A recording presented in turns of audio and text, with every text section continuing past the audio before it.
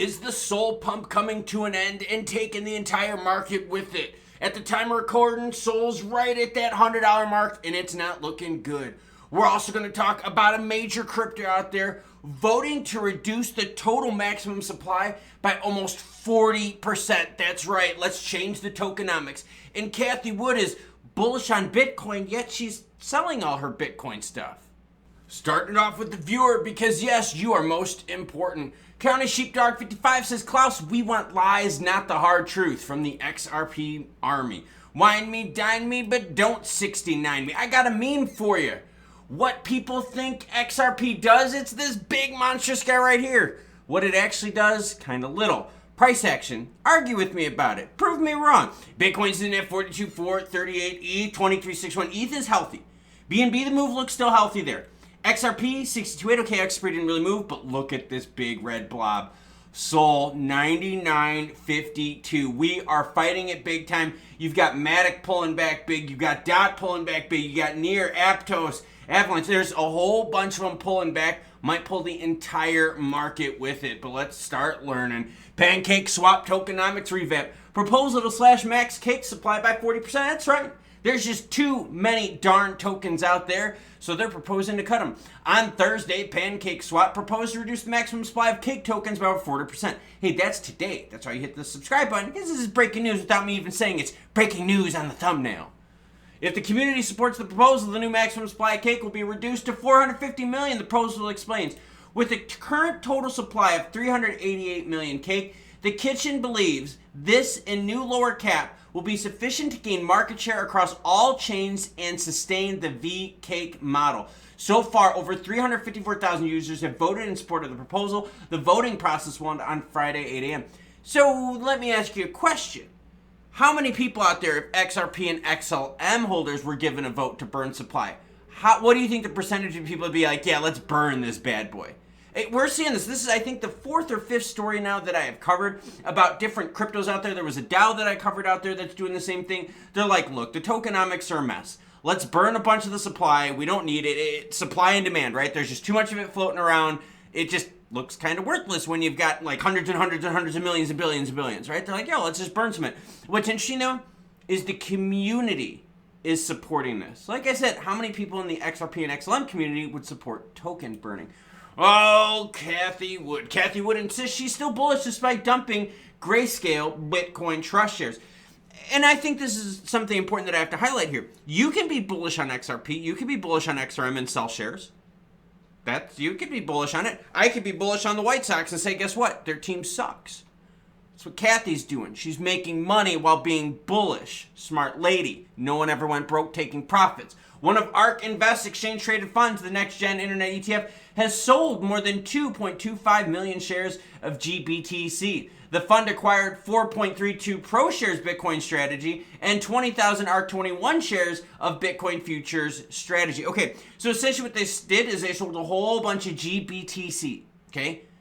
They're picking up other Bitcoin products instead. They're finding ways to make money with Bitcoin without going directly into Bitcoin. That is extremely, extremely important. Now, why is Cathie making this move? She's making this move because she thinks there's going to be some ETF action that we can play. So we've got two different market dynamics going on right now.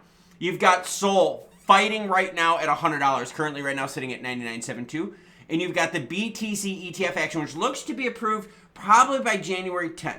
So you got those two dynamics right now working, and the market is struggling trying to find its place. Look at that. Sol down 7.59 with BNB up 5.44. The market is all over the place.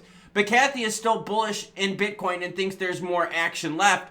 It's just, hey, they sold their shares out in abundance of caution. That's right. They were in the profit. They took some profits. No one ever went broke.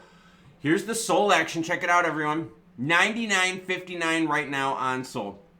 Looking at it up here, Sol made some big, big moves up over 120, and from that 120 mark, couldn't do much sense. Now let's just zoom in a little bit more and see exactly what we're talking about here. This is what we're talking about. This move right here, and let's change this up to the candlesticks. Here we go. All right, candlesticks. That's the move. Could not hold this one right here. A high of 125.19, fighting right here. Let's zoom in just a little bit more here. Let's go to the 5-day. And you're going to see, yep, since that 125, right, could not hold it, hit 125 several times, has been rejected ever since. The key that all of us are watching is this move right here. What is going to happen right around this $100 mark? And that's what I want to point out. We need to keep SOL up. If SOL kind of struggles with this $100 mark, I understand that BTC ETF action is right around the corner, but you got a lot of other things that pumped up big time too that could easily fall even more. Near protocol starting to pull back a little bit. Matic is pulling back. DOT's pulling back. So, I mean, if this starts sinking further and further, that could pull a bunch of other alts with it.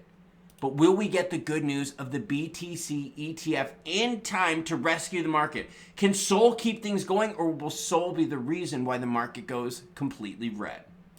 I just bring up the burning supply idea to show you that there's tokens out there that are doing some interesting stuff. They're like, yo, this path here isn't working. We're going to be humble. We're going to vote on it. And yeah, maybe we're going to burn some token supply. Maybe our tokenomics that we thought were really juicy back in the day aren't really what is needed now. And I think that's where a lot of these crypto programs are running into some problems. They got these crazy circulating supplies thinking, dude, there'd be more and more juicy action, more and more people into it. But the adoption just hasn't been there.